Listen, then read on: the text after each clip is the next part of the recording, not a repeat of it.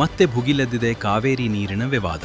ಕರ್ನಾಟಕಕ್ಕೆ ಮತ್ತೆ ಆದೇಶ ಬಂದಿದೆ. ತಮಿಳುನಾಡಿಗೆ ನೀರು ಬಿಡುಗಡೆ ಮಾಡಬೇಕು ಎಂದು ಕಾವೇರಿ ನೀರಿನ ನಿಯಂತ್ರಣ ಸಮಿತಿ ಸೂಚಿಸಿದೆ.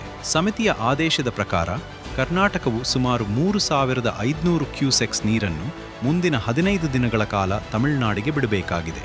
ಈ ಆದೇಶದ ವಿರುದ್ಧ ಕರ್ನಾಟಕದಲ್ಲಿ ತೀವ್ರ ಆಕ್ರೋಶ ವ್ಯಕ್ತವಾಗಿದೆ. ರಾಜ್ಯದ ಹಲವು ಭಾಗಗಳಲ್ಲಿ ಪ್ರತಿಭಟನೆಗಳು ನಡೆಯುತ್ತಿವೆ. ರೈತರು ಮತ್ತು ಸಂಘಟನೆಗಳು ನಮ್ಮಲ್ಲಿ ನೀರೇ ಇಲ್ಲ, ಹೇಗೆ ಬಿಡಬೇಕು ಎಂದು ಪ್ರಶ್ನಿಸುತ್ತಿದ್ದಾರೆ. ಇನ್ನೊಂದೆಡೆ ತಮಿಳುನಾಡು ತನ್ನ ಹಕ್ಕಿನ ನೀರನ್ನು ಬೇಡುತ್ತಿದೆ. ಈ ವರ್ಷ ಕಡಿಮೆ ಮಳೆ ಕಾರಣ ಕರ್ನಾಟಕದ ಜಲಾಶಯಗಳಲ್ಲಿ ನೀರಿನ ಮಟ್ಟ ಕಡಿಮೆಯಾಗಿದೆ. ಇದರಿಂದ ಸರ್ಕಾರ ಸಂಕಷ್ಟಕ್ಕೆ ಸಿಲುಕಿದೆ. ಇದೀಗ ಈ ವಿಷಯ ರಾಜಕೀಯ ತೀವ್ರತೆ ಪಡೆದಿದ್ದು ಮೇಕೆದಾಟು ಯೋಜನೆ ಮತ್ತೆ ಚರ್ಚೆಗೆ ಬಂದಿದೆ. ಇದಕ್ಕೆ ತಮಿಳುನಾಡು ವಿರೋಧವಿದೆ. ತಮಿಳುನಾಡು ವಿರೋಧ ವ್ಯಕ್ತಪಡಿಸಿದ್ದು ಕೇಂದ್ರದ ಮಟ್ಟದಲ್ಲೂ ಚರ್ಚೆಗಳು ನಡೆಯುತ್ತಿವೆ. ಇದರಲ್ಲಿ ಪ್ರಮುಖ ಬೆಳವಣಿಗೆ, ಸುಮಾರು 14 ವರ್ಷಗಳ ನಂತರ ಕರ್ನಾಟಕ ಮತ್ತು ತಮಿಳುನಾಡಿನ ಮುಖ್ಯಮಂತ್ರಿಗಳು ಒಟ್ಟಿಗೆ ಸಭೆ ನಡೆಸಲು ತೀರ್ಮಾನಿಸಿದ್ದಾರೆ. ಈ ಮಾತುಕತೆಯಿಂದ ಪರಿಹಾರ ಸಿಗುತ್ತದೆಯೇ ಎಂಬುದು ಕಾದು ನೋಡಬೇಕಾಗಿದೆ.